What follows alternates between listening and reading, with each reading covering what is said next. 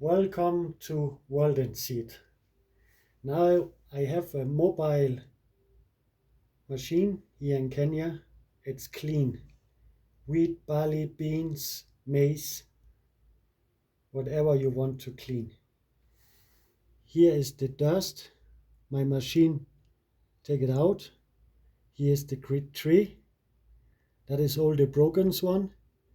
When you use that, you will lose about 30 to 40% when you plant it.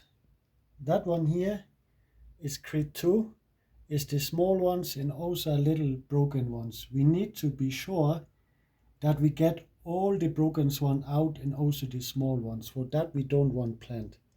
Then we come to the big ones. When you plant that, you get 10 to 15% more. Thank you so much.